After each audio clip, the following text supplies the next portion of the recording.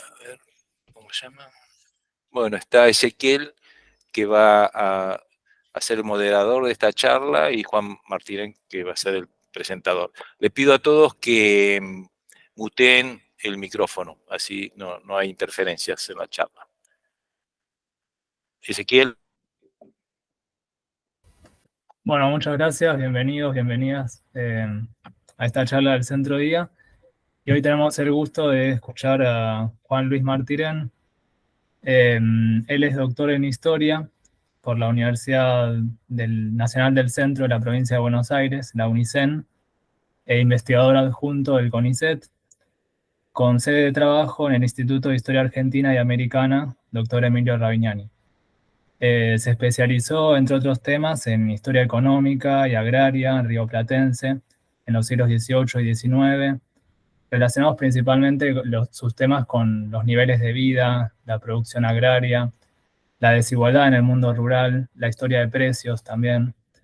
Y ha publicado el libro La transformación Farmer, colonización agrícola y crecimiento económico en la provincia de Santa Fe durante la segunda mitad del siglo XIX, de 2016, además de diversos capítulos de libros, numerosos artículos en revistas científicas nacionales y extranjeras.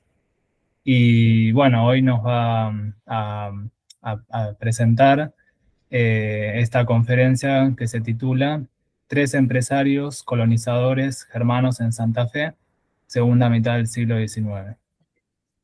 Así que todo tuyo, Juan. Muchas gracias, Ezequiel. Empiezo compartiendo la pantalla, así después comienzo.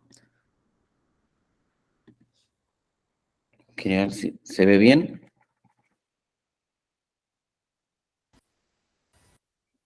¿Se ve? Sí, perfecto. Bueno, perfecto. Bueno, antes que nada, muy buenas tardes, buenas noches. Agradezco a Regula, a Mónica, a Roberto, a vos, Ezequiel, y al resto de los integrantes del Centro Día. Es un placer para mí estar aquí, hablando un poco sobre empresarios de colonización en Santa Fe en la segunda mitad del siglo XIX.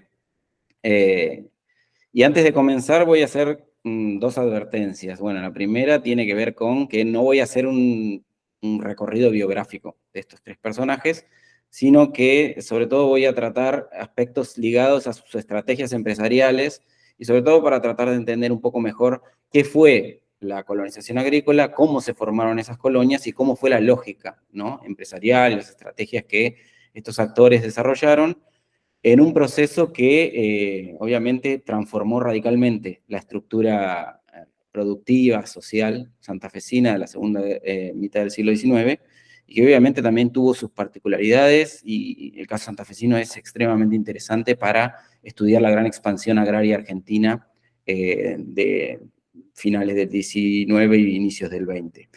Este trabajo también es un recorte de un proyecto que empecé hace muchos años. Ingresé en 2006 en el grupo de investigación de Osvaldo Barsky con Julio Genderegian, que ambos lo dirigían, y me dediqué a estudiar la colonización agrícola. Una de las variables que comencé a estudiar fueron los empresarios, y en parte en mi tesis, que ya defendí hace ya 10 años, trabajé 4 empresarios, 3 de los cuales son Mauricio Frank, Guillermo Lehmann y Juan Godeken. Debo decir, asimismo, que el caso de Lehmann, si bien lo incluimos como colonizadores germanos, Lehmann, si bien nació en Alemania, según su primera biógrafa, Adelina Bianchi de Terragni, Lehmann era suizo, ¿no? Pero bueno, en general la idea es mostrar un poco la evolución de estos tres empresarios.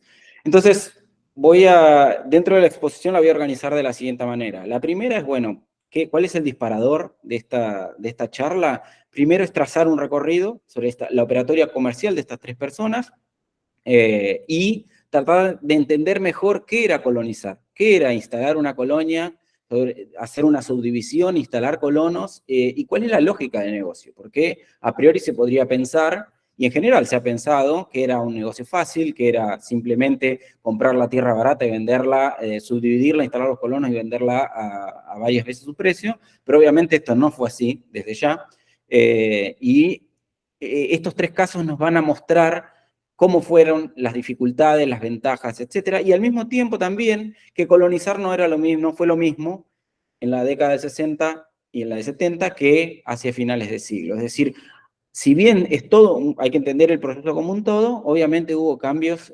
siderales en toda la operatoria. No era lo mismo colonizar en el epílogo del proceso de colonización, como hizo Juan Godeken, que colonizar en la primera etapa, en la década de los 50 o de los 60, donde obviamente instalar a los colonos y tratar de llevar adelante un emprendimiento riesgoso y complicado no era nada, no tenía nada que ver.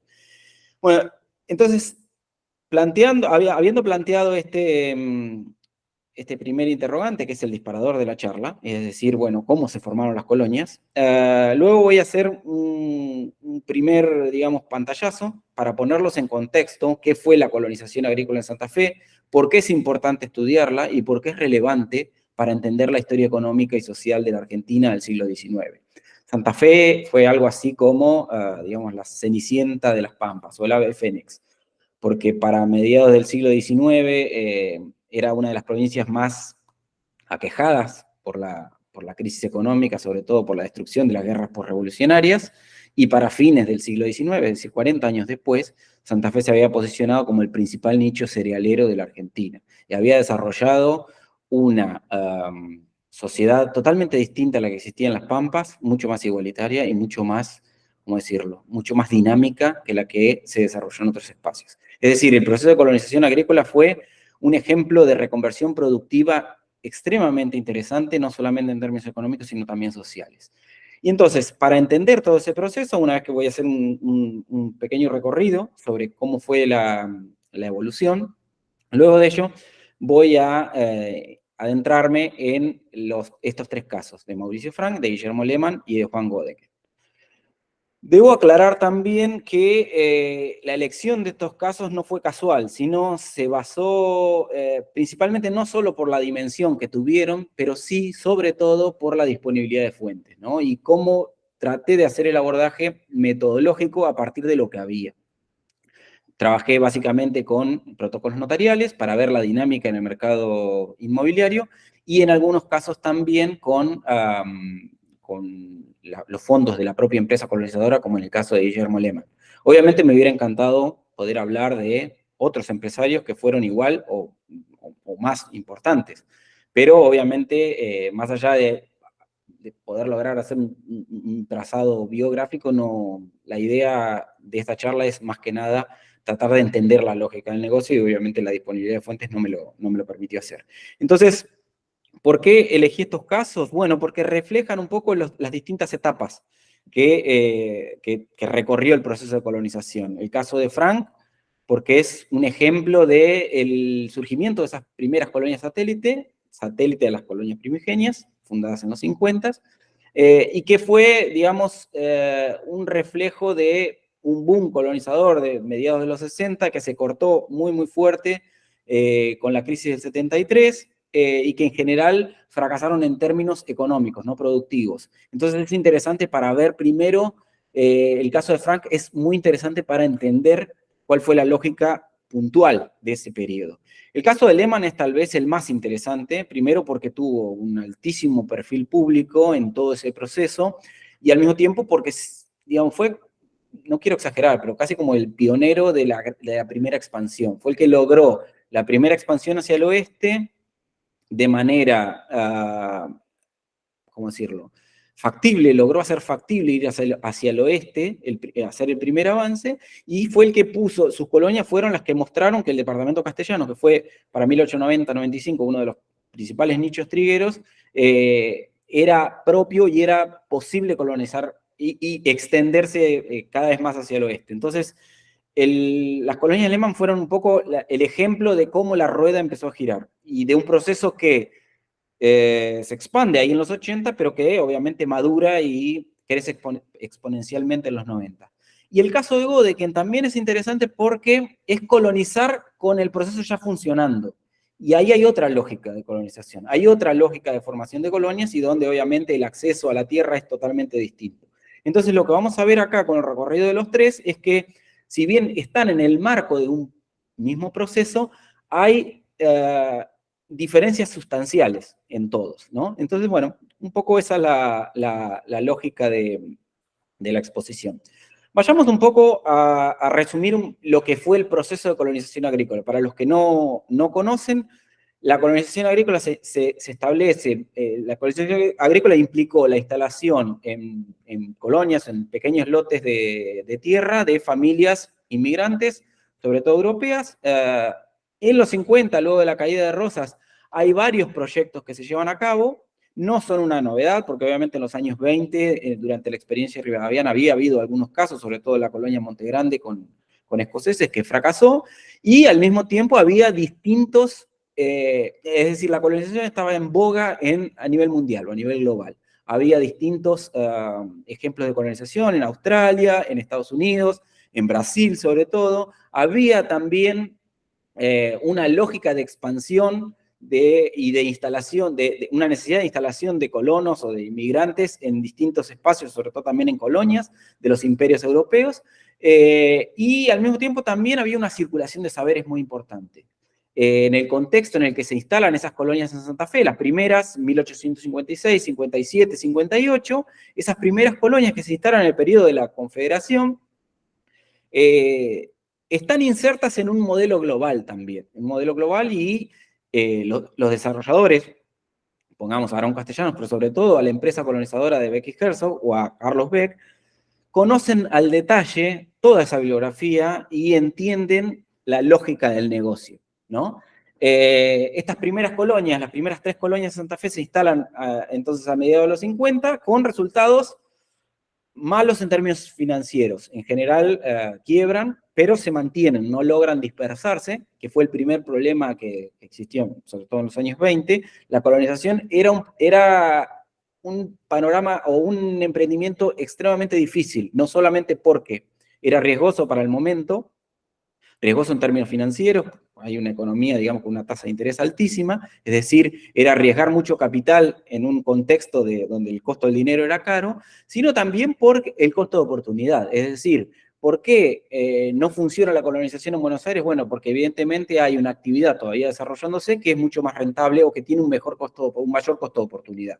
Entonces, colonizar en Buenos Aires, como se intentó en los años 20 con las colonias de Montegrande de escoceses, fue complicado en el sentido que alrededor de la colonia había una dinámica actividad ganadera que obviamente captó esa mano de obra y generó, digamos, una debilidad en el proceso colonizador. En Santa Fe tal vez eso no existió, porque donde se instalaron las colonias había, para mediados de los 50, sobre todo en el centro oeste, es decir, la zona más tradicional ligada al hinterland de la ciudad de Santa Fe, había en esa zona, digamos, estancias que venían de la época colonial con una ganadería muy, no decir atrasada, pero de muy baja inversión y rentabilidad, nada que ver con el polo mucho más dinámico de Rosario, que se estaba volcando a la producción de ovinos y se venía recuperando de la década del 40.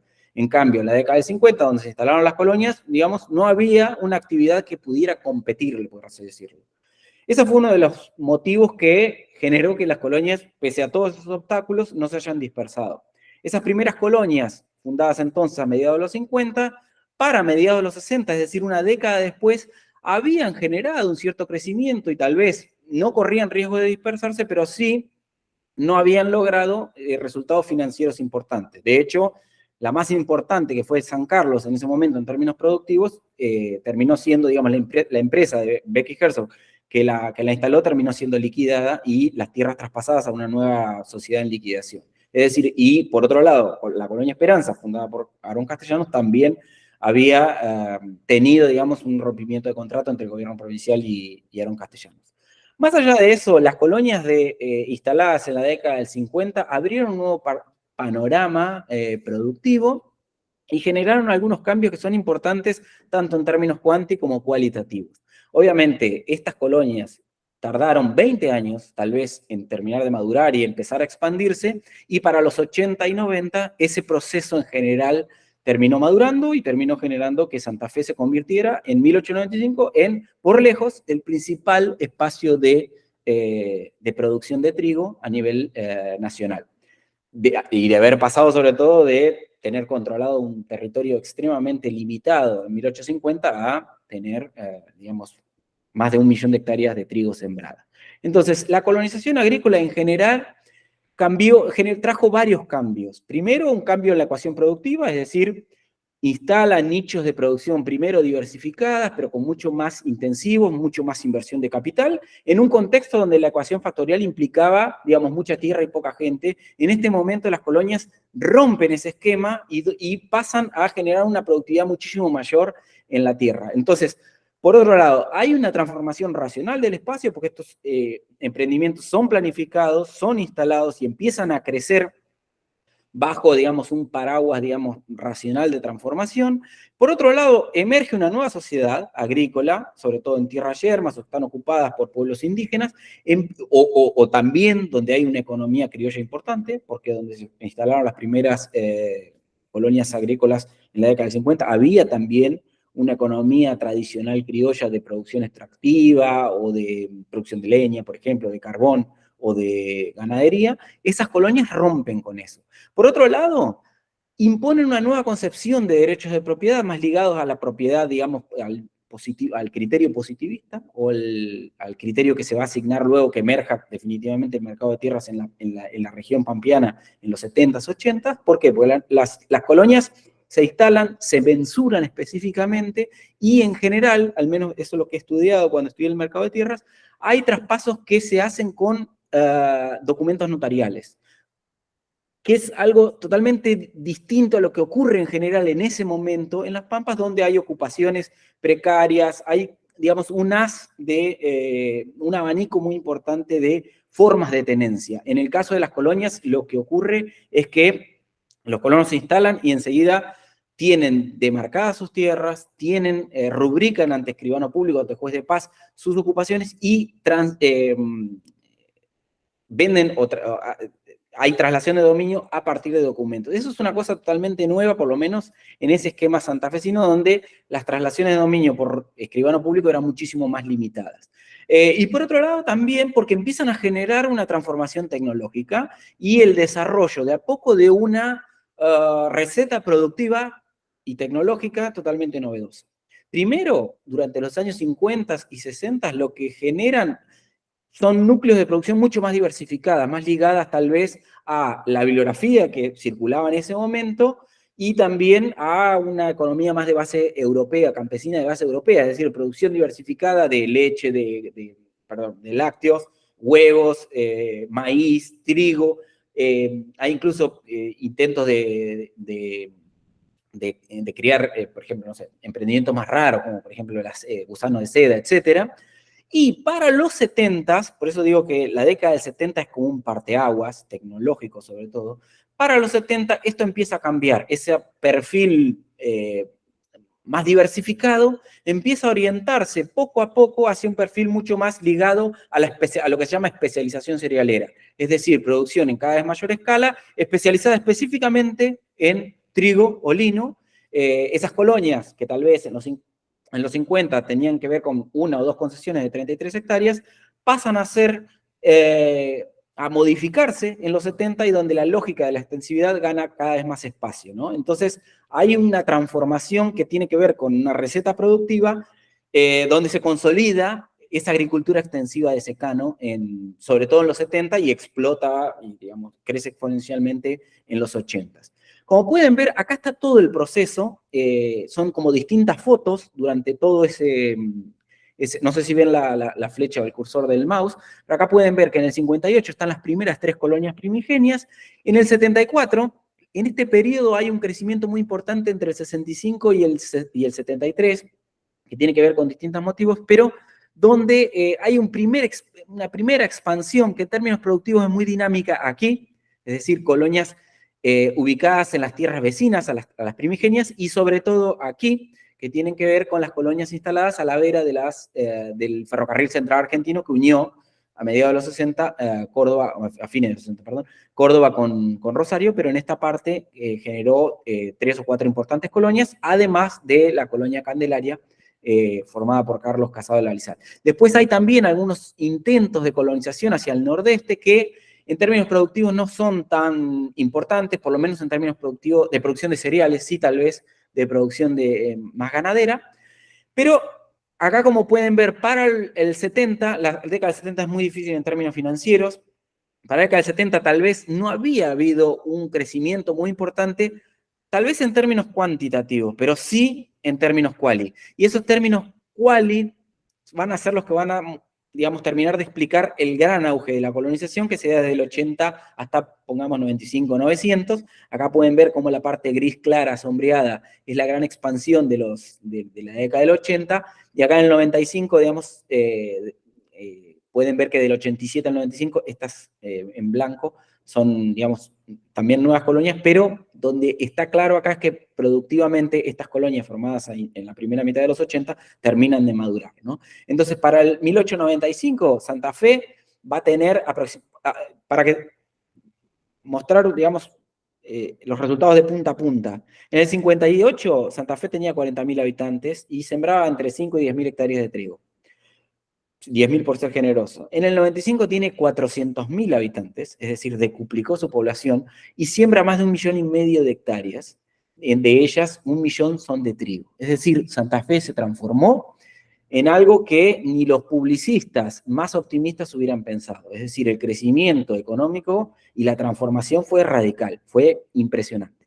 Ahora bien, ese proceso ha sido muy estudiado. El maestro Ezequiel Gallo, con su tesis doctoral defendida en los 70 en Oxford, nos mostró muy, muy bien cómo fue este proceso, y hay toda una producción historiográfica, tanto de la historiografía de Rosario, de Santa Fe, de historia local, que nos ha mostrado muy bien cómo fue este proceso. Ahora bien, este proceso también es interesante verlo desde la lógica del proceso de colonización. Acá lo que sabemos es que todo creció y los periodos en los que hubo ese crecimiento. Ahora bien, ¿cómo fue formar esos emprendimientos?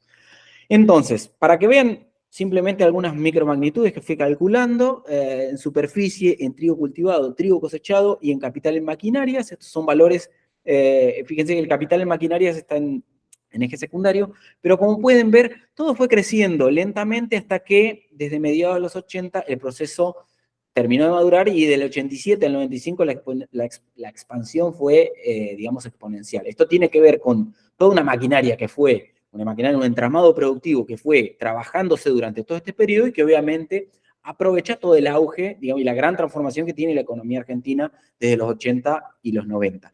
Como pueden ver también en este que marca, digamos, la evolución de la economía triguera, fíjense que Santa Fe se despega exponencialmente. Esto no significa que en Buenos Aires, por ejemplo, que va a ser la gran potencia agrícola de 1900 al 14, en Buenos Aires no haya habido agricultura, obviamente que la hubo, pero obviamente había también una economía ovina mucho más dinámica y que en cierto sentido frenaba la producción agrícola. Entonces también, obviamente, como pueden ver, este proceso de crecimiento dependió mucho de los ferrocarriles, aunque debemos decir sobre todo que Santa Fe se convirtió hasta 1884 en el principal polo productor de trigo, sin básicamente ferrocarril, salvo el ferrocarril central argentino. Lo que hacen los ferrocarriles es expandir hacia el oeste una receta productiva que había encontrado su techo o su límite en determinado nivel de fronterizo, ¿no? Obviamente, sobre todo hasta acá el nicho primigenio donde se genera esa receta productiva, precisó obviamente los ferrocarriles, sobre todo desde el 85 en adelante, y esto va a ser, digamos, un crecimiento básicamente exponencial. Entonces, para sintetizar un poco, y en la segunda parte de la charla dedicarme a los empresarios. No me gusta hacer síntesis, pero en este caso lo hago a efectos específicamente metodológicos. Como pueden ver, esta colonización podríamos decir muy apretadamente dividir en 4 etapas: una instalación y puesta a prueba. No hubo gran crecimiento hasta el 65, se mantuvieron esas 3 colonias más algún que otro emprendimiento no muy significativo. Después en el 66 hay una primera expansión que tiene que ver primero con un auge de capitales que está llegando a la Argentina en ese momento, y por otro lado, porque la guerra del Paraguay está generando también, o generó un aumento muy fuerte en el precio de los cereales, y las colonias están justamente en ese, ligadas, digamos, por el río Paraná al teatro de guerra. Entonces, lo que generó fue que haya habido un auge importante. En las colonias hay maquinarias, hay, digamos, un esquema productivo que puede largarse a producir maíz y trigo, y desde ya eso generó una primera experimentación del 66 al 73, cuando se frena, básicamente. Del 73 al 80 hay poco proceso de creación de colonias, pero sí ahí hay, digamos, un cambio cualitativo importante. Estos dos empresarios, Frank y Lehman, van a actuar en este momento, aunque Lehman va a ir a caballo de estos dos periodos, porque del 81 al 86 su empresa crece exponencialmente, y ese es el otro ejemplo, y por otro lado el auge y el crecimiento exponencial que va a tener el proceso del 87 en adelante. Entonces, básicamente los interrogantes que plantean este caso es, primero, ¿cómo operaron estos empresarios alemanes? Segundo, ¿qué era formar una colonia? ¿Cómo se hacía y cuál era la lógica financiera? Tengan en cuenta sobre todo que lo que hay que considerar en ese contexto, más allá de las dificultades logísticas y materiales, ese es el contexto económico y monetario en el que se instalan. ¿Por qué? Porque el costo del dinero en los 60 era extremadamente alto, es decir, tasas de interés privada del 18 al 24% anual. En los 70 baja al nivel de entre el 12 y el 15, y en los, entre el 15 y el 18, digamos, y en los 80 se maneja más o menos en torno al 12.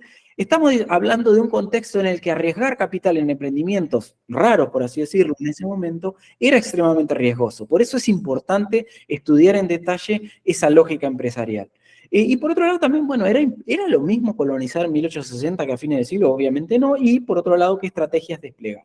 Vayamos entonces al primer caso, que es el de la colonia Mauricio Frank, que implica la primera expansión de las colonias primigenias. Frank, donde hoy, digamos, es conocida por tener una industria láctea muy, muy importante. Frank está pegada al este de San Jerónimo y San Carlos, y es una colonia que se forma entre el 69 y el 70, y que tiene un crecimiento productivo relativamente importante, pero que, digamos, en términos financieros, la cosa no va a ser tan así. Entonces, es una colonia inserta en esa segunda etapa, formada por Mauricio Frank, un empresario alemán, nacido en el 23, judío askenazi, que se instala en los 50, probablemente ligado por la fiebre de oro en Estados Unidos, luego baja a Chile, y de Chile se instala en Argentina. Llega aproximadamente en el 63-64, se instala en Santa Fe. Es un colonizador, es un comerciante que busca a mediados de los 60 colonizar tierras al norte provincial, en el centro norte provincial. No lo logra, primero porque denuncia algunas tierras que luego estaban ocupadas, luego tiene algunos intentos frustrados por colonizar tierras que no funcionan, y por otro lado tiene una casa comercial en el 68, en pleno auge de la demanda, digamos, que genera la guerra de Paraguay, sobre todo de granos. Es importante poner en ese contexto del 68 que estos empresarios y muchos comerciantes santafesinos están ligados a ese entramado mercantil o a esos circuitos mercantiles que van hacia el Paraguay. Entonces, es lógico que se hayan volcado, no solamente Cabal, como también algunos otros, como Lehman, por ejemplo, se hayan volcado a fines de los 60 a la colonización agrícola. Entonces, en el 69, Franco se asocia con los herederos de un empresario, Ricardo Foster, de ahí de Santa Fe, de un terrateniente, y empiezan a colonizar tierras, unas 8.000, es un territorio de unas 8.000 hectáreas, forman una colonia en el 69-70, y empiezan a vender en pequeñas concesiones de 33 hectáreas, aunque obviamente con un promedio mucho mayor. En el 71, los herederos, o sea, la sucesión de Foster se retira de la empresa para que tengan más o menos una noción.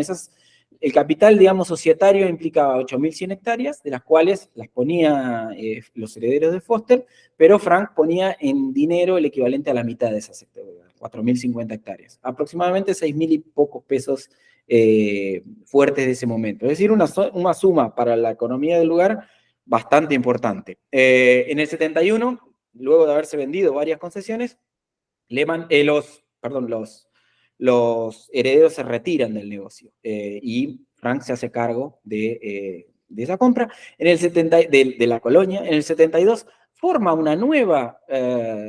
nuevo emprendimiento, otra colonia al sur de San Carlos, con Rodolfo Hessler, que era otro empresario también colonizador ligado a la empresa Becky Herzog, y en el 75 forma también dos nuevas colonias, Nueva y y Rivadavia con otro broker local, que es Santiago Denner, y en el 79 fallece. Es un poco el derrotero biográfico.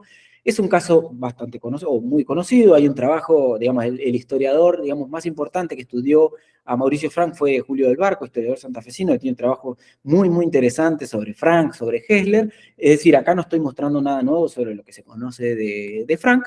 Y fíjense un poco lo que es la localización de esas colonias. Sí, Esperanza, San Jerónimo y San Carlos son las primigenias. Este es un mapa del 83, pero para que vean, esta es, digamos, las colonias satélite. Frank genera acá una primera colonia que Frank luego forma Hessler y la sección Hessler y Frank al sur de San Carlos, y por otro lado Nueva y Rivadavia desde el 75, es decir, 69-70 en Frank, 72 en Hessler y 75 hasta 79 la colonia Rivadavia.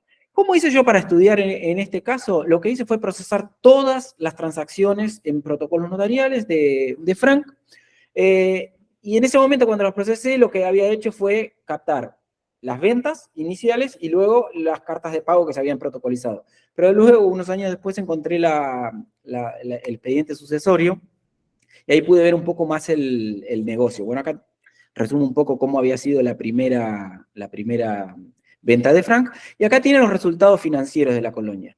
¿Qué nos dicen estos resultados financieros? Básicamente, ¿qué hay? La colonización en este momento implicaba una operación relativamente fácil de realizar en términos de ventas. Como pueden ver, yo capté ventas por 7.900 hectáreas, pero sobre todo el grueso estuvo en los primeros 3-4 años. El promedio por operación es amplia, es decir, son ventas de 3 o 4 concesiones. La suma comercializada también es muy amplia, y lo cobrado de efectivo al inicio es bastante bajo, en torno del 2 al 5%. Y el precio por hectárea, en general el precio inicial había sido 1,8 pesos oro, está en torno de 6, 7, inclusive hasta 10 pesos. Obviamente que el precio de la tierra va aumentando acá porque la hectárea se va desarrollando. Acá me está tapando, digamos, la ventanita, pero tenemos ventas por aproximadamente, no sé, 50, 60 mil pesos, que lo que generan son créditos a cobrar. Lo que yo había captado en su momento es que efectivamente había cobrado 23 mil pesos a fines del 79, al momento de morir. Pero luego vi los libros de contabilidad en la sucesión y dice que para el 79 aún tiene créditos por cobrar por 20.129 pesos. Es decir, ¿qué es lo que nos está diciendo en este momento? Un poco, esto es el reflejo de por qué muchos de los empresarios que se largaron a colonizar en el 66, 67, 68, se retiraron inmediatamente, sobre todo esos terratenientes que tenían tierras aledañas a las colonias iniciales. ¿Por qué? Porque era un negocio extremadamente riesgoso y porque la tasa de mora era altísima. Es decir, es un negocio para el cual se requiere liquidez, es decir, hay que captar esos fondos en el mercado con un crédito alto y tratar de aguantar. Lo último que convenía en ese negocio era expulsar a los colonos. Lo que sí convenía es que el colono pudiera, digamos, asentarse, lograr una maquinaria productiva y luego avanzar en esa producción y mantener, eso sí, el capital en giro. Es decir, que ese capital o esas tierras se mantuvieran trabajando y cobrar, digamos, los intereses sobre el capital, digamos, invertido, antes que una amortización acelerada. Es decir, la lógica del negocio era devengar intereses y no amortizar el capital, como decían los boletos de compraventa. Como pueden ver, todas estas transacciones se vendían en general a 3 años. Pero como vemos acá, en ningún caso se podían cancelar a los 3 años. Era básicamente imposible. Lo que sí hacía era, se corría intereses, digamos, del 10% sobre el total invertido hasta que la colonia comenzara a funcionar. Fíjense, en términos productivos, la colonia funcionaba. Si bien, digamos, es territorialmente limitada en comparación con otras, fíjense que hay un crecimiento importante de 72 hasta el 81. La colonia, si bien, digamos, todavía gran parte de los colonos deben sus saldos, es decir, son saldos vencidos hace 7 años, eso no significa que la colonia productivamente no haya avanzado, ¿no? Entonces, ¿qué es lo que nos muestra el caso de Frank? Obviamente es una pena que, obviamente, Frank haya fallecido joven y que no haya logrado una continuidad en el tiempo para ver qué pasaba con ese negocio, aunque sí lo vamos a ver después con Lehman. Pero lo que sí está claro acá es que es un negocio que es riesgoso y que al mismo tiempo hay que aguantarlo. Básicamente es eso, la colonia tiene que madurar, y una vez que madura a los 4 o 5 años, ahí sí comienzan a acelerarse las amortizaciones del capital. Pero acá voy a pasar para no quedarme mucho con este tema. Frank logra también colonizar con Hessler en el 72, bajo la misma lógica, es decir, se hace cargo en el 71 del total de la colonia anterior, y en este caso con Hessler se asocia,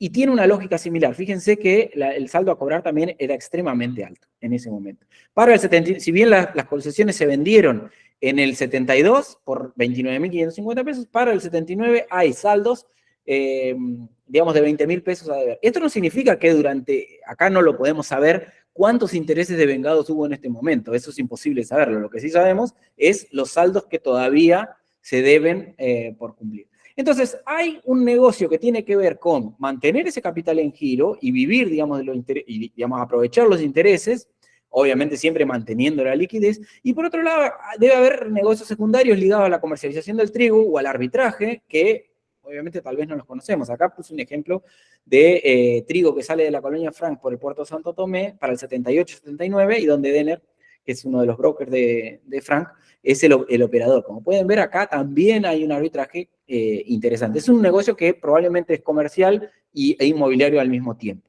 Entonces, síntesis, voy a pasarlo muy rápido. Son un interesante ejemplo, entonces, los casos de Frank para ver ese periodo transicional que va de la producción diversificada a la especialización cerealera. La colonia Frank es un ejemplo de esas colonias satélites formadas en la segunda ola, y que también muestra cómo empieza a girar la rueda, o cómo empieza a generarse la receta productiva en los 70. La colonia Frank, entonces, es un ejemplo de los primeros experimentos por tratar de consolidar la agricultura extensiva en secano, o la especialización cerealera. Es decir, las colonias ya no van a producir, o no van a estar orientadas a la producción diversificada ligada a Santa Fe, sino sobre todo producción de trigo que va a salir por el río Paraná, en general por el puerto de Santa Fe o el puerto de Santo Tomé. Vayamos al caso de Lehman, que es mucho más interesante porque va, en general, atraviesa dos etapas. Lehman es un caso interesante también porque tuvo un perfil público muy importante, fue un líder muy, muy significativo en la zona de Colonia, sobre todo en Esperanza. Nace en 1840, se instala en Argentina en el 62, se instala en el 62 vendiendo, digamos, como representante de una firma de vinos, y en el 64-65 se instala en Esperanza. En general, o sea, los biógrafos de Lehman asocian, digamos, dicen que se casa en el 68 con una integrante de una familia de la élite de capital, una Ángela de la Casa. Yo he visto en el 67 referencias a un matrimonio anterior, no lo he podido probar, pero sí vi que en teoría quedó viudo en una epidemia de cólera en el 68, y a los 4 o 5 meses se casa con Ángela de la Casa. Eso habría que probarlo, obviamente, pero lo que quiero mostrar es que Lehman supo insertarse primero comercialmente en Santa Fe, y luego con tejió una red de alianzas muy, muy interesante con Simón de Iriondo, que va a ser el principal líder político santafesino en la década del 70, y también con Mariano Cabal, que era un comerciante muy importante, empresario muy importante, que también fue gobernador del 68 hasta el 71, creo, en Santa Fe. Es decir, Lehman no es un colonizador en general, como tampoco lo es Frank. Esto es importante decirlo porque ahí está la primera gran diferencia con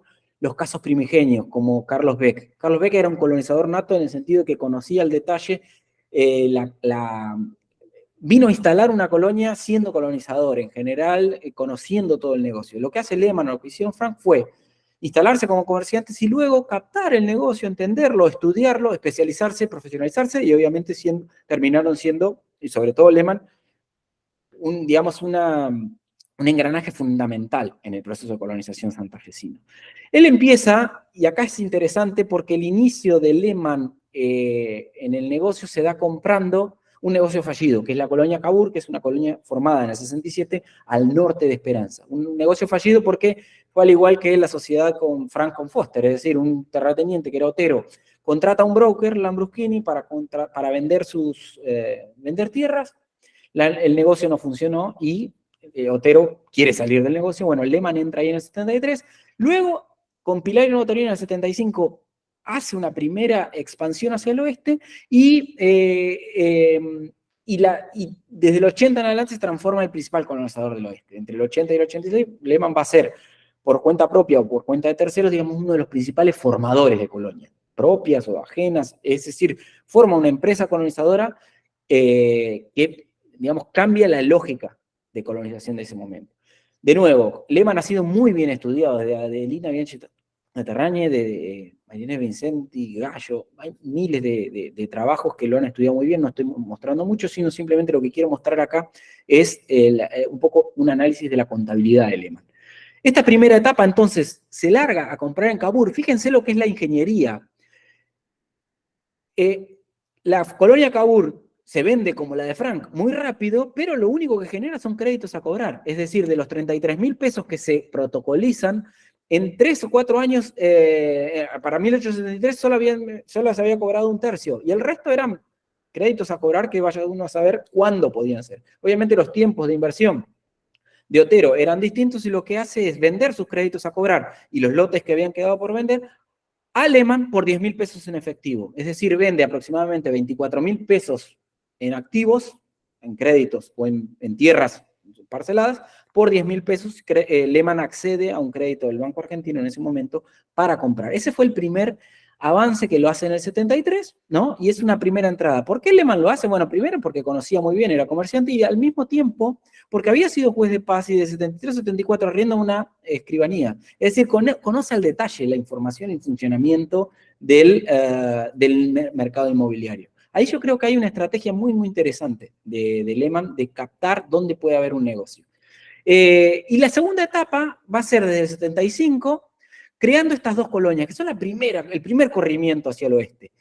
Desde el 75, esas colonias en términos financieros son difíciles, pero desde el 81 en adelante va a fundar Aurelia Susana Rafaela, y del 83, 82, 83 va a ir cada vez más hacia el oeste, a cuenta propia o cuenta de terceros. Va a ser el gran fundador de colonias del oeste. Estas colonias, obviamente, sobre todo del 82-83, tienen que ver también con un entramado de alianzas que no solamente ya tiene que ver con Santa Fe, sino que Lehmann entra en contacto con grandes inversores de Buenos Aires, sobre todo con el roquismo. Tiene relación con el hermano de Julio Roca, tiene relación con el ministro de Relaciones Exteriores, tiene relación con el propio Roca, inclusive, por así decirlo. Entonces, lo que tenemos ahí es que esas colonias requieren, eso sí, para formarse, la construcción del ferrocarril. Por eso, digamos, el ferrocarril va a pasar también por las colonias de Lehmann. Fíjense ahora, acá un poco, puse este mapa simplemente para que se vean. Voy a acelerar para que no pasarme mucho por el tiempo. Fíjense en términos relativos lo que son las colonias de Lehmann y la importancia que tienen los ferrocarriles. Y acá también un poco para verlas en términos relativos. Fíjense que las colonias de Lehmann no son esto es el total que ocupan en estas variables, habitantes, el área sembrada, la cantidad de trigo, de lino y también las segadoras, sobre el total provincial. Fíjense que del 82 en adelante las colonias de Lehmann crecen mucho en términos relativos. Crecen mucho, y ahí creo que está la principal importancia del caso de Lehmann.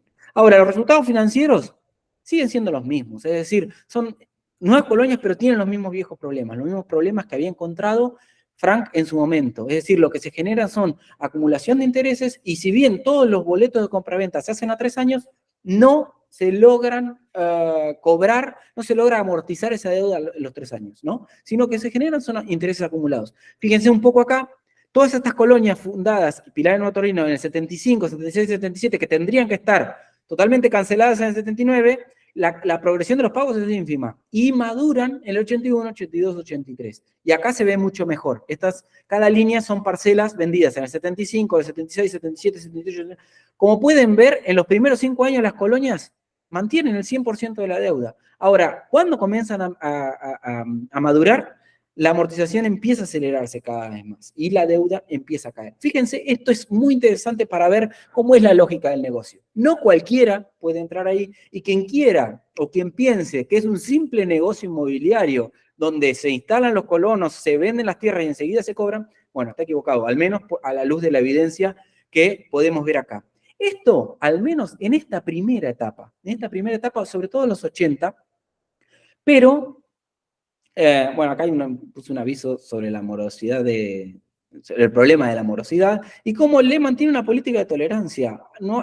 Lo último que le conviene a cualquier empresario colonizador es expulsar al colono que está moroso. Eso es, que está en mora. Eso es algo clarísimo.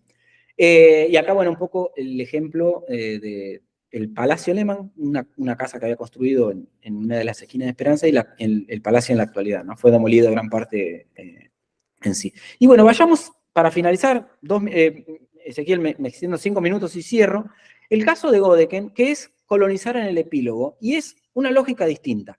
Una lógica distinta no solo porque estamos hablando de un crecimiento exponencial de la economía, es otra economía, hay otro nivel de crédito, las tasas de interés son mucho más bajos, hay muchos más actores interviniendo, hay la demanda, digamos, de estos colonos que se instalan como arrendatarios y van creciendo y van expandiéndose hacia el oeste, es mucho más acelerada, hay otro tipo de capital, digamos, que los que puede encontrar Lehmann en el 81, 82, es decir, son otras condiciones de contexto. Entonces, donde coloniza Godeken es otra provincia, por así decirlo, es otra economía y obviamente otro país. Ahora, ¿sigue siendo fácil colonizar en este caso? Bueno, en general no tanto. ¿Por qué elegí el caso de Godeken? Tal vez no tanto por su importancia como colonizador, porque en este periodo hay grandes empresas colonizando, extremadamente grandes, sino porque Karl Kaerger, que fue un agrónomo alemán que escribió una obra brillante en 1896, accedió a los libros de contabilidad de varios empresarios colonizadores de esa época, Ströeder, creo, no me acuerdo si Konenkamp, y también Godeken, y lo que muestra Kaerger es cómo fue la progresión de pagos, es decir, bueno, agarró cinco colonias de Godeken y dice, bueno, en el primer año tal porcentaje canceló la deuda, en el segundo tal, tal, tal y tal. Lo que yo hice fue captar o procesar los protocolos notariales de las compras iniciales de Godeken y las ventas de algunas colonias, y a partir de ahí aplicar los porcentajes de Kaerger para estimar un poco cómo fue la lógica del negocio. Y lo que encontré tal vez que fue un poco distinto. Ahora bien, ¿quién fue Godeken? Bueno, nace a mediados del siglo XIX, se afinca en la Argentina, en teoría, no se sabe muy bien, seguramente siguió a un hermano, a Johann Christian Godeken, se instala más o menos en los 70 y 80, hay trabajos de historia local de Chañar Ladeado y hay de historiadores locales que han analizado este caso, se dedica en general al comercio, a la producción ganadera y sobre todo creo que también a una estancia, y en los 80, a mediados de los 80 empieza o se inserta en ese negocio de colonización. Las primeras iniciativas que yo veo y que encontré fueron las compras de tierras para formar la colonia piamontesa. Las ventas en general, el precio promedio fueron de 7 a 8 pesos oro por hectárea, es decir, un precio relativamente bajo, aunque tal vez del doble del precio inicial. Y para los 90 ya se posiciona como un empresario colonizador en un distrito, es decir, el departamento Caseros, que está teniendo un crecimiento exponencial, ¿no? Porque todo el proceso colonizador se está corriendo hacia el oeste, se está corriendo hacia Córdoba, y todos los departamentos, digamos, occidentales de Santa Fe, San Martín, no sé, Caseros, Irión, Belgrano, perdón, o castellanos, se están transformando en los principales polos productivos.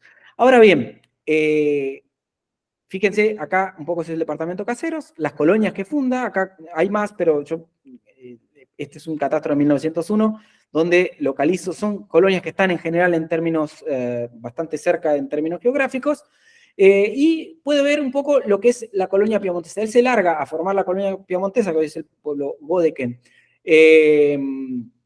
Fue fundada, tomé los datos de una obra de Theodor Alemann, digamos, áreas de colonización en el centro de la región triguera, que abarca una zona de 225 leguas, a excepción de un suizo, digamos, los colonos son todos italianos. En general, todo este espacio y todos estos colonizadores trabajan con colonos italianos, eso es importante decirlo, y lo que dice acá es que, según Alemann, es que todos han pagado y que la cosa está muy bien, digamos, tiene una visión bastante positiva del negocio.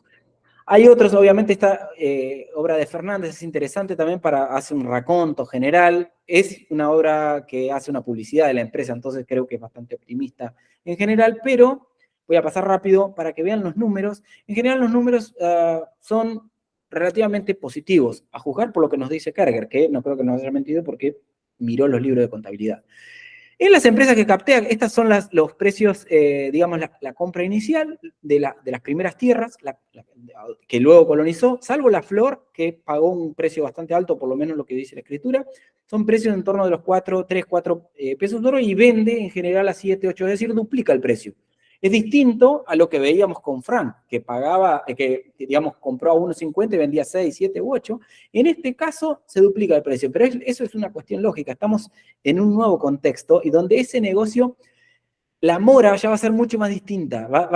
La mora no va a ser el mismo problema. Es una dinámica mucho más inmobiliaria, por así decirlo. Es decir, un negocio donde, si bien hay que tener un know-how, hay que conocer el proceso, lo que podemos ver acá, a juzgar por eso, yo lo que hice fue, en este ejercicio, fue cruzar toda la inversión inicial y una serie de ventas y apliqué los guarismos que nos da Kaerger y los hice como cobro en capital teórico. Es decir, si yo sabía que vendió una estimación total de ventas en la colonia Chañar Ladeado por 40.000 pesos, lo que hice fue aplicarle esos guarismos de Godeken. Y lo que sabemos es que en 5 años, según lo que nos dice Godeken, el negocio estaba, digamos, básicamente amortizado. Las colonias de Godeken funcionaron muy bien como un negocio, digamos, inmobiliario muy, digamos, interesante. Fíjense, como una inversión inicial de 70.000 pesos se transforma en 136.000, y más allá de los cobros de intereses, que no lo sabemos, acá no lo sabemos, en general la mora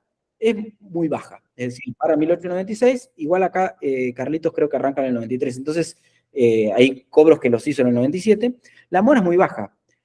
Totalmente distinto a lo que veíamos en el caso de Frank o de Lehman. Entonces, en términos generales, estos empresarios tuvieron en los distintos momentos que fuimos viendo un rol fundamental en este periodo. Eso es muy, muy, muy interesante para mencionar.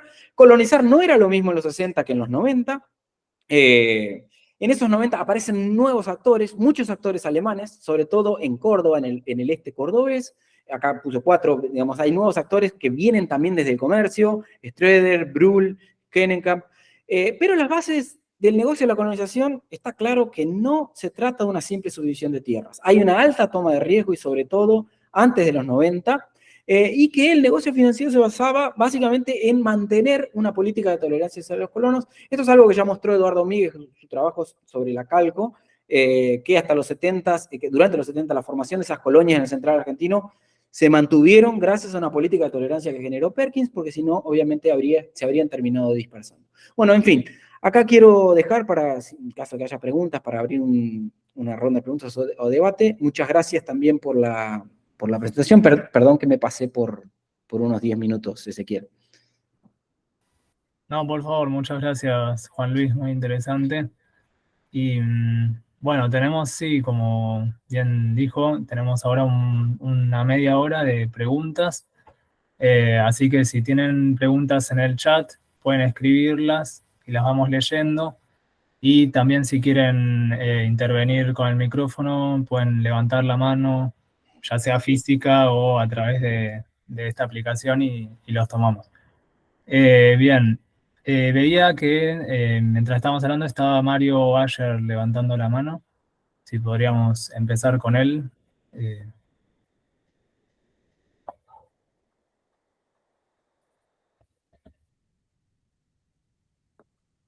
Si le parece, Mario. Está sin el micrófono activado. Mario. Ahí. Hola. El hecho de que fueran de origen de Alemania y uno de Suiza, tema, digamos, que nos convoca, inmigración de habla alemana, ¿les dio alguna característica, una diferenciación con otros empresarios que se dedicaron a este negocio? ¿Los elegimos simplemente por su origen? ¿Hay alguna reflexión al respecto, por favor? Ezequiel, ¿respondo ahora o vas a juntar preguntas? Sí, mejor si te parece vamos respondiendo una pregunta, una respuesta y así. Bueno. Vamos a avanzar.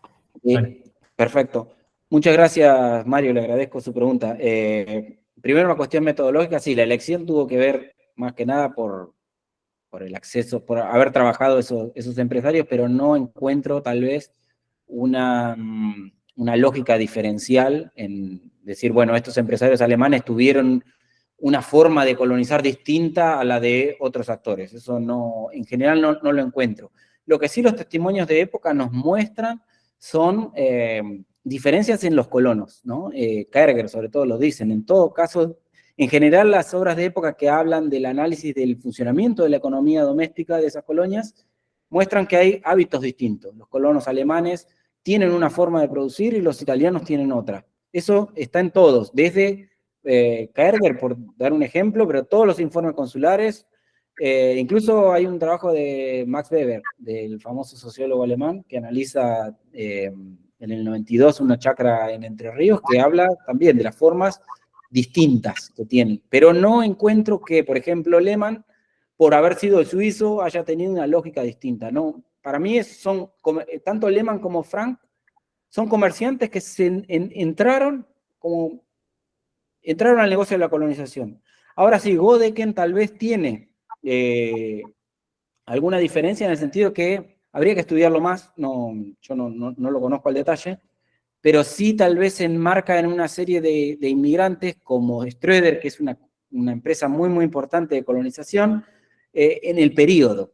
Para mí sería muy bueno estudiar a estos 4 o 5 colonizadores alemanes para ver si hay similitudes o diferencias entre ellos, si hay contactos, porque yo lo que no veo, a diferencia de lo que vi, por ejemplo, los casos que conozco en Río Grande do Sul, la empresa colonizadora, no sé, de Hermann Mayer, por ejemplo, que trabaja entre el 1900 y el 30, que tiene una lógica étnica en la construcción, si quiere fundar una pequeña Alemania.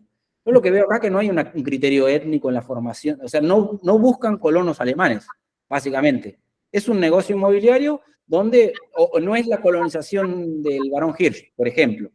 Aunque, reitero, esto lo digo muy arriesgadamente porque tendría que estudiar más, pero la evidencia a priori me indica eso. Muchas gracias. Bien. Buenísimo. Tenemos una pregunta de Cornelia Schmidt-Liermann. Pregunta si hay alguna conexión con la política de Sarmiento que incentivaba la fundación de colonias agrícolas. Alentaba a acercar las tierras y llevar tecnología en 1868. Sí. No sé si quiere ampliar algo más, Cornelia, o... Como estoy con poca voz, prefiero no. Pero muchas gracias. Bueno, muchas gracias. Sí, digamos que sí, porque en el contexto, a mediados de los 60 hay una política importante del Estado Nacional Unificado de atracción de inmigración y también de la provincia de Santa Fe. Hay una movida diplomática muy importante, hay un montón de folletos que se están publicando para atraer inmigrantes en ese periodo. Aparecen los primeros registros estadísticos nacionales, que obviamente no son casualidad. Y ahora en el Centro Día, el último boletín, apareció la traducción de una obra de Carl Beck, que también se inserta en ese contexto. Es decir, la publicación de Beck en el 68 no es casualidad. Es decir, se inserta en ese contexto de atracción de una política de inmigración muy fuerte, en la cual muchos de estos actores están insertos. Por ejemplo, en Santa Fe hay una comisión de inmigración que se funda también en ese mismo periodo, y luego entre el gobierno de Mitre y el gobierno de Sarmiento. En el 71, Mauricio Frank y Ricardo Foster son integrantes de la comisión de inmigración.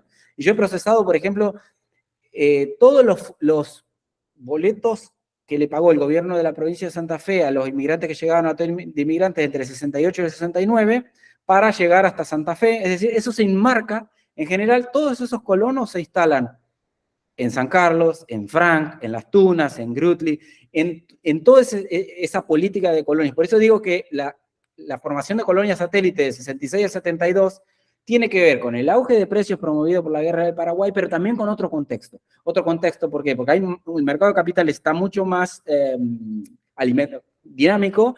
Hay una política nacional muy importante que está tratando de atraer esos inmigrantes, y bueno, Santa Fe se pliega muy bien. Y sobre todo porque tiene un modelo, que son las colonias primigenias, y ahí se vuelcan.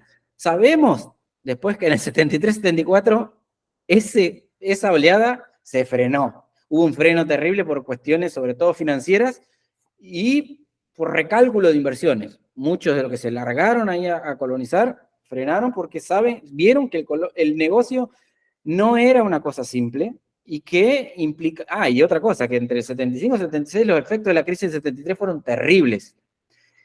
Por eso para mí el caso de Lehman es interesantísimo y el de tal vez los que colonizaron en el 75 y 80, porque agarran el peor momento de retracción del mercado de créditos nacional y donde hay curso forzoso en la moneda de Buenos Aires, eso contagia a todos los bancos del interior.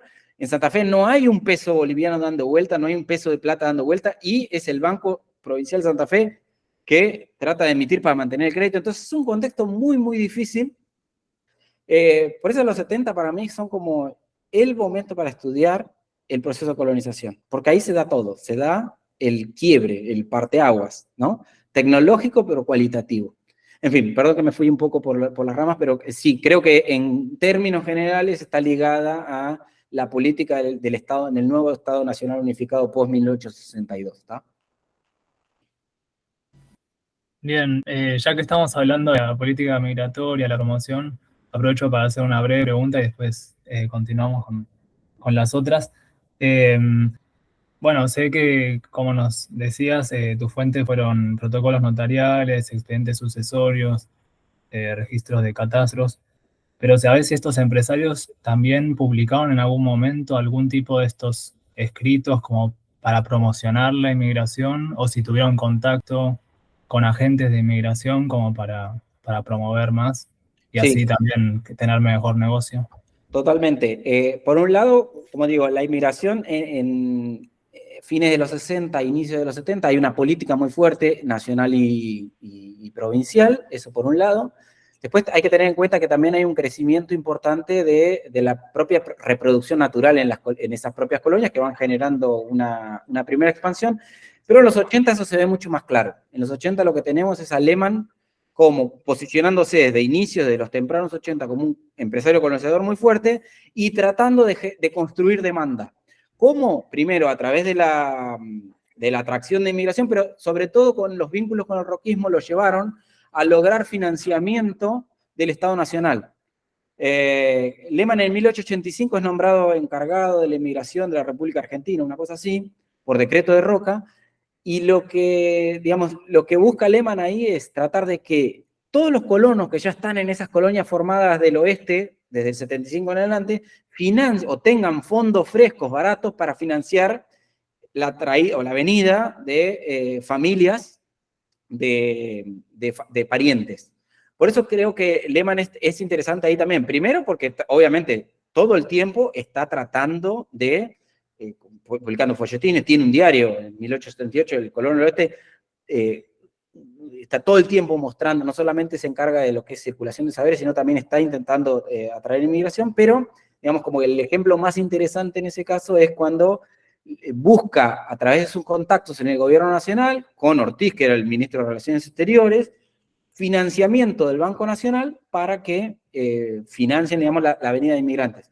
No solamente eso, sino también, digamos, Lehman fue uno de los que operó para que se instale una sucursal del Banco Nacional en Esperanza, en 1884, 85, no me acuerdo, 83, 84, 85, lo cual era una cosa rara, ¿no? Para lo que era la economía santafesina, y al mismo tiempo le abren una línea de crédito para financiar eso. Y ya después del 86, 87 en adelante, la misma política del roquismo y el post-roquismo, digamos, de Cuaresma, y sobre todo el gobierno de Gálvez, en Santa Fe, del 86 al 90, hay una política de atracción muy grande de extranjeros, ¿no? Están llegando a raudales, y en ese caso ya la rueda empezó a girar. Entonces, es como que, por eso digo que el caso de Godeken es un poco distinto, porque no hay que construir esa demanda. La propia demanda ya está llegando en un cambio que se está dando en la economía global. En cambio, lo que sí hacen Frank o Lehman es ir construyendo un poco la demanda. Recomiendo para los que no conocen, hay una tesis de Mónica Barreta sobre el Colono del Oeste, sobre Lehman en general, se llama Glotopolítica en Santa Fe, es una tesis de análisis del discurso, y ella tiene un capítulo que analiza el Colono del Oeste, y analiza desde el análisis de discurso la construcción de la figura del inmigrante desde la política de Lehman. Es muy interesante de verlo para ver cómo Lehman va construyendo un modelo ideal, un modelo deseable de inmigrante, ¿no? Eso es extremadamente interesante. Lo traigo a colación porque es una tesis que ojalá salga como libro, no sé si ya salió, pero que vale mucho la pena. Buenísimo, muchas gracias por la aclaración. Sí, ahí recordé el periódico, el del Colono del Oeste. Y claro, como figura pública, Lehman tenía muchos contactos. Bueno, tenemos saludos desde la Asociación Alemana de Esperanza, que dicen muy interesante, felicitaciones por la excelente presentación. Y estaba Nicolás Beraldi levantando la mano, así que le damos la palabra. Hola, buenas tardes a todos. No sé si se me escucha bien. Bueno, en primer lugar, un placer escucharlo a Juan. Debo confesar que lo he leído mucho por mi trabajo. Yo estoy realizando una tesis doctoral sobre la colonización agrícola. Mi director es Darío Barriera. Entonces, tenía especial interés por escucharlo. Y bueno, tengo varias preguntas, obviamente, pero voy a tratar de ser lo más sucinto posible.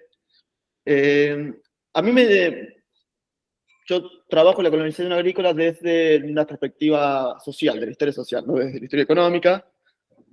Y lo que me interesaba saber, fundamentalmente con respecto al empresario colonizador, es de cuál es el rol social, político, institucional que tienen dentro de las colonias.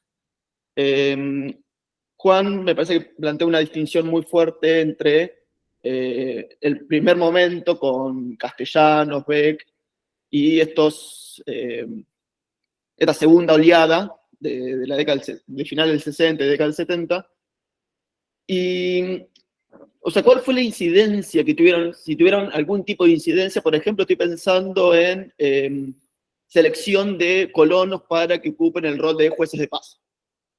Sabemos que en el caso de las colonias de Beck tenían una incidencia muy fuerte, ¿no? Hasta de redactar un reglamento interno de seguridad y cosas así.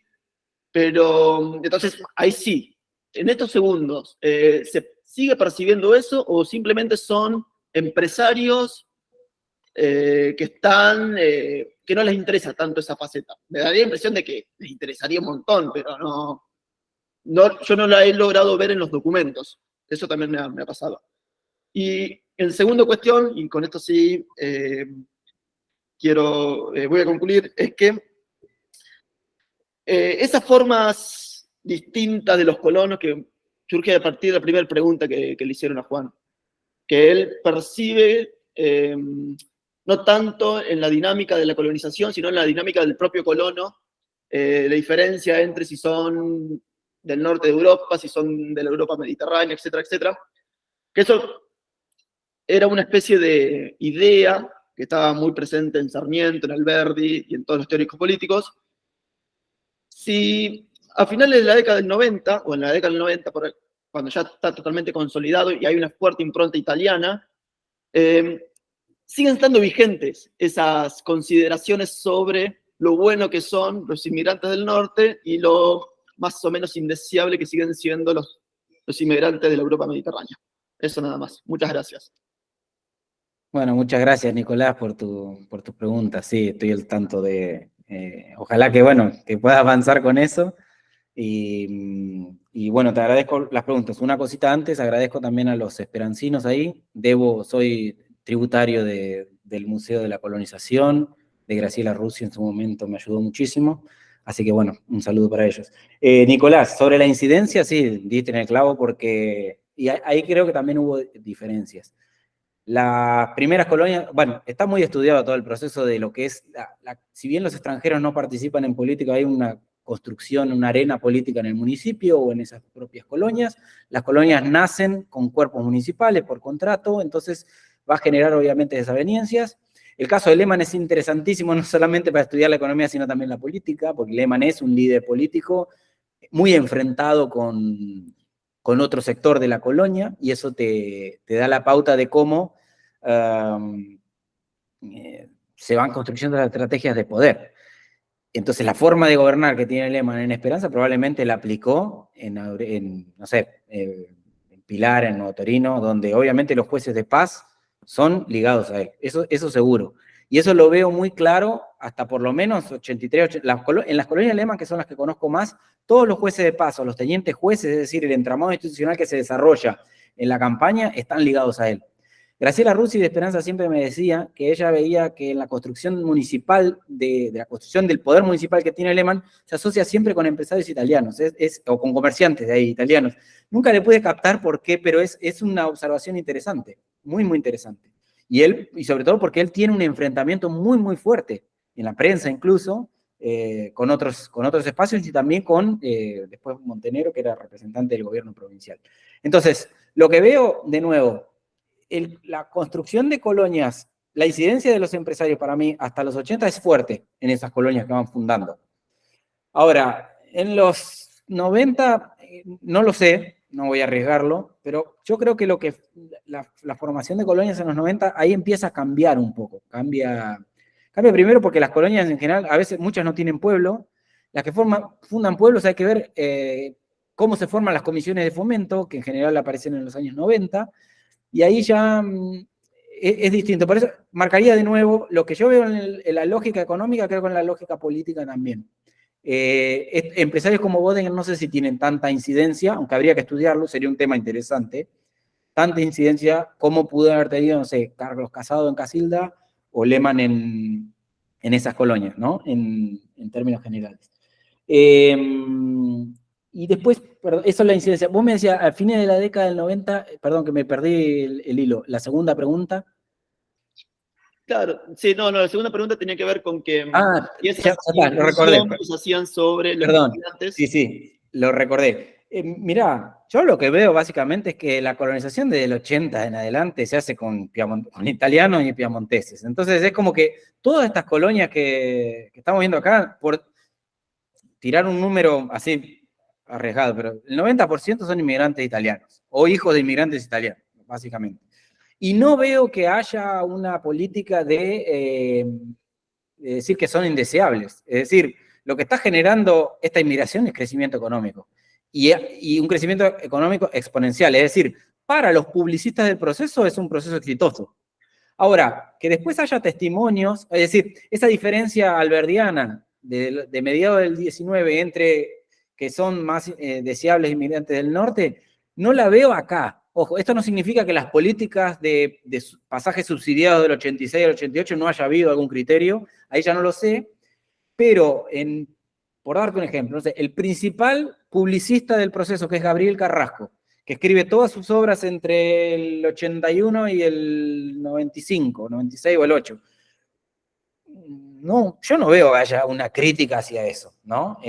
Pero sí hay análisis de conductas distintas. Eso se ve mucho, se ve mucho. Dice, bueno, el alemán tiene, qué sé yo, no sé, la casa, se preocupa más por invertir más en la casa, el jardín con flores, el italiano tiene una vida más frugal, se mata trabajando en los momentos de, no sé, de cosecha, de siembra, y después descansa. Ese tipo de cosas están, ¿no? Pero en general no veo, habría que estudiar también la política, ¿no?, inmigratoria con más detalle, pero en fin, eso. Bueno, acá hay muchos agradecimientos, elogios, y también una pregunta de Mónica Bader. ¿Los descendientes de los colonizadores aportaron documentación para su investigación?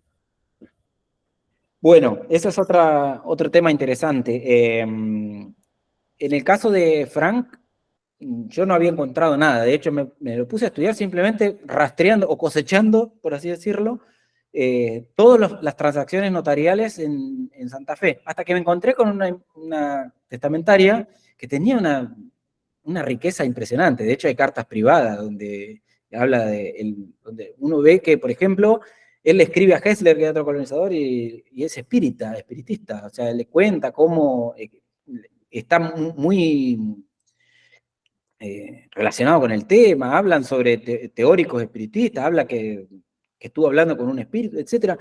Digamos, cosas que en la fuente nunca me hubiera ocurrido. O críticas a Denner, su operador, que también son muy jugosas. Digo, ese tipo de fuentes son muy difíciles de hallar. En el caso de Lehman es interesantísimo porque el archivo se rescató y está en el Archivo Histórico Municipal de Rafaela.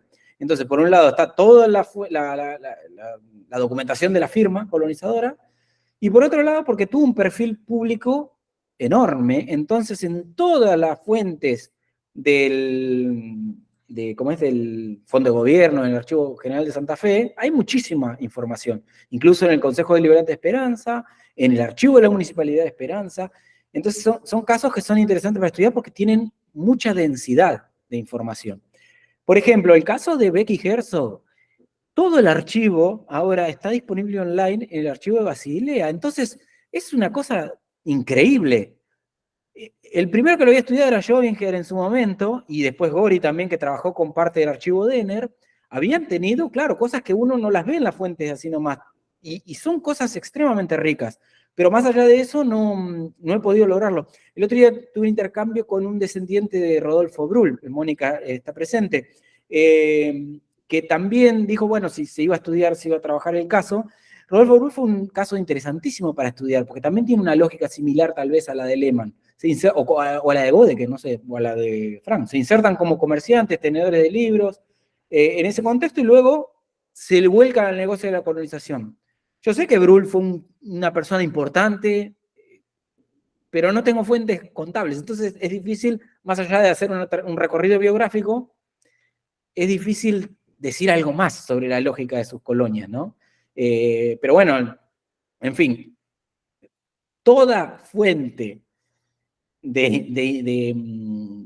¿cómo se llama? De familiares que hayan mantenido es súper bienvenida, porque gracias a eso podemos desentrañar con mucho más detalle, no sé, en filigrana, la lógica de la colonización. Bueno, acá Ernesto Dámero aporta un dato muy interesante de la actualidad, que dice: hoy tenemos una tataranieta de Lehmann, que actualmente es diputada nacional por la provincia de Santa Fe, y se me venía a la mente el investigador contemporáneo también, Guillermo Lehmann. Si tiene alguna relación, supongo que sí. Sí, si no me equivoco, es el nieto. Claro. Yo lo he conocido a Guillermo, médico Guillermo Lehmann en el archivo de Santa Fe. Y sí, una persona que ha estudiado sobre Lehmann, sobre Foster. Sí, toda la familia Lehmann tiene relación en ese caso. No sé cómo fue la donación o la llegada del archivo Lehmann a Rafaela, pero sí, digamos, es una familia que tuvo mucha descendencia. Bueno, el doctor Lehmann también ha sido muy importante. Claro. Bien, bueno, nos quedan todavía 5 minutos aproximadamente, si alguien más quiere hacer alguna pregunta. Ahí veo a Roland, levantando la mano. Nada más quiero hacer un comentario. Realmente, Juan, este trabajo tuyo hace algo que hacemos pocas veces en el Centro Día. Nosotros más bien nos estamos como moviendo con casos que estarían como en el nivel de la memoria. Lo tuyo, al referirse a estratos, como decir, que están detrás, de repente eleva la discusión a un nivel de historia. Es realmente muy, muy agradecida por esta contribución. Muchas gracias, Regula. Bueno, para mí es un placer estar acá. Obviamente me gustaría hacer también un trabajo más de recorrido biográfico, me he dedicado específicamente a la historia económica. Entonces, bueno, la idea, a ver, estudiar la colonización en Santa Fe es difícil en el sentido de que ya se dijo mucho, ¿no? Y como dije hoy, después de La Pampa Gringa de Gallo, de Ezequiel Gallo, es difícil decir algo nuevo. Entonces, lo que podamos llegar a decir va a ser sobre cuestiones muy específicas de detalles muy chiquititos, ¿no? Y ahí es donde un poco traté de encarar el tema. Y bueno, en el caso de los empresarios, de nuevo, son muy conocidos. Guillermo Lehmann ha sido muy estudiado, muy estudiado, se sabe quién es. Lo mismo Godeken y lo mismo Frank, de nuevo reitero, como otros casos. El caso de Becky Herzog, desde ya también es, digamos, muy, muy importante. Como otros que tal vez, de nuevo, rescato el trabajo de Eduardo Míguez sobre las tierras de los ingleses en Argentina, que es su tesis doctoral defendida en Oxford, y que se publicó en el 85 acá en Argentina, por la editorial de Belgrano. Creo que se volvió a republicar ahora en 2000, hace unos años. Ese trabajo también es un análisis muy interesante sobre la colonización de Santa Fe, pero también viendo las grandes empresas, que ahí obviamente hay que trabajar con el archivo de la firma, ¿no? Pero ahí también hay otra cosa muy, muy interesante para indagar, que va mucho más allá de estos empresarios individuales que al lado de las otras grandes empresas son mucho más chiquitos, ¿no? Desde ya. Pero bueno, yo creo que el caso de la óptica de los empresarios nos permite indagar no solamente aspectos centrales del negocio, de las estrategias empresariales, sino también entrar en otros debates más amplios, como por ejemplo la tierra, ¿no? ¿Qué implica el negocio de la tierra, la compraventa, y sobre todo en el debate, por ejemplo, del arrendamiento, ¿no? Que es un debate que estuvo siempre en boga, que todavía sigue generando, digamos, discusiones, y donde uno, bueno, puede ver que en general ni toda la tierra arrendada se dio porque las personas no podían acceder a la propiedad de la tierra, ni tampoco que arrendar era conveniente, ¿no? Acá lo que vemos es que Godek en momentos donde el arrendamiento estaba en auge vendía tierras. Entonces, hay un mercado de tierras, hay tierras en oferta, y lo que hay que sí es tratar de entender es por qué las personas arrendaban o no. Si era por estrategias individuales, es decir, yo prefiero priorizar la escala e invertir, digamos, en maquinaria y no, o sea, es decir, producir más y ¿cómo es? Invertir en arrendamiento antes que producir menos y comprar tierras. Este tipo de estudios empresariales lo que genera es herramientas analíticas, heurísticas adicionales para entender estos procesos que obviamente no se agotan con esta variable, ¿no? De ya. El tema de la propiedad de la tierra en Argentina es mucho más amplia, pero sí es interesante para ver y para hacer paralelismos, ¿tá? Lo que sí está claro es que el rol que jugaron en ese momento fue fundamental. Y de nuevo, el caso de Santa Fe es extremadamente interesante porque es distinto a lo que ocurrió en otros lugares, sobre todo en Buenos Aires. Si uno ve el punto de partida de la colonización y el final, en comparación con, por ejemplo, Buenos Aires, lo de Santa Fe es totalmente rescatable, porque establece un modelo de producción totalmente novedoso, distinto, tal vez de base farmer o como quiera llamársele, pero donde hay, digamos, Santa Fe es la punta de lanza de la transformación agrícola argentina. Es así. Yo no quiero desconocer con esto que en Buenos Aires no había agricultura, obviamente que la había, pero había otra actividad, que era la ganadería, mucho más capitalizada, mucho más dinámica y con un mejor costo de oportunidad.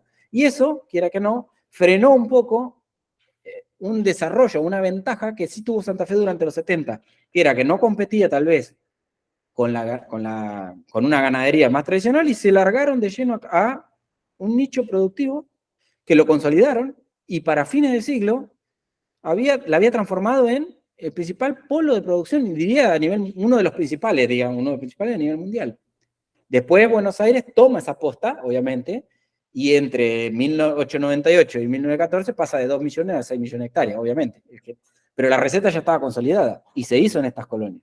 Por eso digo que es un caso muy, muy interesante para analizar. Bueno, justo ligado a esta comparación con otras provincias, Roberto Oliventhal le preguntaba si hubo empresarios colonizadores, así como en Santa Fe, en otras provincias, como en Córdoba, Buenos Aires, si fue parecido. Bueno, Por Ströder, ahí, claro. Ríos. Sí, exactamente. Yo, digamos, en mi tesis corté en el 95, entonces metodológicamente medio que un poco a propósito, porque era ya entrar en camisa 11 varas, ir hasta el 14, un poco a propósito dejé ahí y no conozco tanto lo que siguió después, pero, por ejemplo, yo creo que empresarios como Brühl o Ströder son muy, muy interesantes y obviamente tienen una dimensión gigante. Todo lo que coloniza, por ejemplo, Iturraspe, San Francisco, la zona del oeste de Rafaela, sobre Córdoba, Brühl está atrás. De nuevo, hay capitales invertidos en el negocio, hay grandes terratenientes también que se insertan en ese negocio, pero este negocio no se lleva a cabo sin brokers o agentes. Estos agentes, en general, son los Frank, los Lehman, los Brühl. Ahí está la lógica del negocio. Lo que pasa es que después, obviamente, un Ströder adquiere una dimensión gigante. ¿Por qué? Porque se va hacia el oeste en Córdoba, pero también al sur. Y pasa a colonizar grandes extensiones de tierra obviamente mucho más marginal, por así decirlo, no tan central, pero que se vuelca de lleno a la producción de trigo. Es decir, todo el oeste, digamos, de Córdoba, de Buenos Aires y el este de La Pampa, entre el 900 y el 14 se transforman en el principal nicho de trigo del país. Ahí están los grandes, digamos, centros de producción de trigo. Es decir, el trigo avanza sobre la frontera. Es así, es un cultivo que, digamos, tiene una ecuación de costos particular y que se adapta muy bien a esos cultivos de frontera. ¿tá? Y en los más antiguos pasan a actividades un poco más intensivas, sea el lino, que es más complicado, o en Santa Fe, desde el 900 en adelante, con la producción de bovino lechero, sobre todo, ¿no? Desde ya. La cuenca lechera se desarrolla a partir de ahí. Bien, ahí tenemos un aporte de Pedro Panteño sobre los empresarios en Misiones. Por ejemplo, el alemán Schwelm en El Dorado, bueno, colonia protestante, y en Puerto Rico, es una colonia católica, y el alemán Carlos Kulmi, o Kulmey, en los Montes de Carlo, que hoy se conoce como Monte Carlo, La Misionera, Sociedad Anónima, con los sucesores de Avellaneda y Echagüe, Comarcindo Roca, hermano del presidente, Lanusse, Aguirre en Iguazú. Bueno, tenemos varios otros empresarios acá, en otras Pero mucho provincias. más tardíos, ¿no? Es decir, ya es otra época y otras condiciones también. Son un poco más tardíos, pero eso, yo no conozco mucho sobre la colonización en el Alto Uruguay, pero es un caso interesantísimo también para entender, porque ahí sí hay una lógica más étnica, por así decirlo.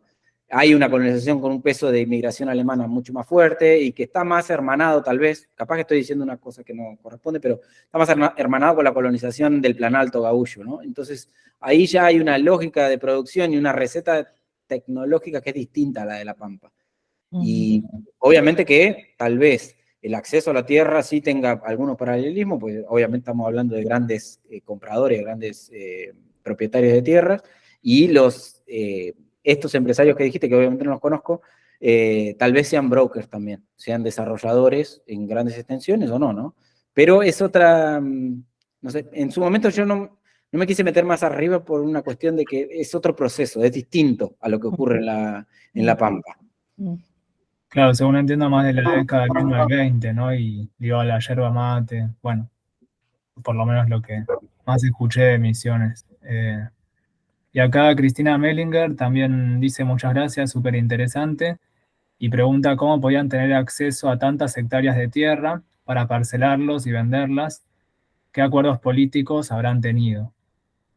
En general, es un proceso de traslación primero de ocupación de la frontera indígena, vía militar, luego esas tierras pasan al sector fiscal, digamos, se convierten en tierras fiscales y luego se enajenan, o por remate público, o se enajenan por venta directa, o por donaciones también, porque hay cuestiones militares, etc. Lo que vemos ahí, por ejemplo, en el caso de Santa Fe, que es el que más conozco, lo que se ve ahí es que, obviamente, toda la zona donde colonizó Lehmann, hay grandes estancieros, grandes inversores, socios del roquismo, por así decirlo, Ataliba Roca, Aguirre, hay parte del Banco de la Provincia de Buenos Aires que quedó, digamos, también de créditos de estos inversores, que compran en su momento a la provincia, tierras fiscales. Y luego esas tierras primero quedan ahí, ¿no? Y en su momento, cuando se destinan a la colonización, digamos, se destinan de a 2, 3 leguas cuadradas, es decir, de a 7, 8 mil hectáreas, ¿no? Ahora bien, de nuevo, no hay que caer en el reduccionismo de que estas tierras se compraron por migajas y se vendieron súper caras. Eso es un análisis totalmente reduccionista y equivocado. ¿Por qué? Porque para considerar eso, hacer ese análisis, primero hay que ver cuándo se compraron las tierras, cuál es la tasa de interés corriente, y luego ver qué rendimientos habría tenido en otra actividad la inversión inicial en tierras. Eso por un lado. Segundo, ¿cuándo se compran? ¿Cuánto cuesta mensurarlas? ¿Y cuál es el nivel efectivo de ocupación que tienen esas tierras? Por darles un ejemplo, no sé, comprar, Mariano Cabal era dueño del, no sé, todo el norte santafesino. Cuando quiebra y el Banco de Londres y Río de la Plata toma, no sé, 300.000 pesos fuertes, no me acuerdo ahora, pero era una cosa gigantesca, sobre esos capitales, no sé, gran parte de esas tierras no estaban ni siquiera mensuradas. Enviar una partida de soldados con un agrimensor ahí, durante ¿cuánto tiempo? Tal vez era más caro que, no sé, que buena parte de esas tierras. Entonces, ese tipo de cuestiones que son prácticas, hay que tenerlas en cuenta. Yo hice el análisis, por ejemplo, de lo que invirtió Frank en su momento, esos 8.000 pesos, por ejemplo, y cuánto le habrían rendido con la tasa de interés corriente en el mercado informal y en el crédito bancario. Y no era muy distinto. Eso en términos de compra, diferencia entre compra y venta. No puedo captar acá la suma de intereses de vengado, porque eso también es rendimiento del dinero. Pero digo, esas son cosas que hay que siempre tener en cuenta a la hora de entender ese mercado de tierras, primero, cómo se forma el acceso a la tierra, y luego cómo esas tierras son puestas en producción, ¿no? Poner en producción de la nada no se pone, y la instalación no es simple. Por lo menos hasta 1885 en adelante. Para atrás, digo. Perdón, y una cosa más que agrego para cerrar. Como, no sé si vieron antes en uno de los gráficos, las ventas que hace Frank en el 71, 72, en general tienen un promedio de 100 a 120 hectáreas. Eso es un dato interesante de cómo se está transicionando hacia la especialización cerealera. Es decir, esos colonos se están comprando para producir en escala, ¿no? Y es una lógica que se va a reproducir en las colonias de Lehman en los 80. En Aurelia, Susana, Rafaela, Presidente Roca, etc. Hay ventas de 4, 8, 12 concesiones. ¿Está?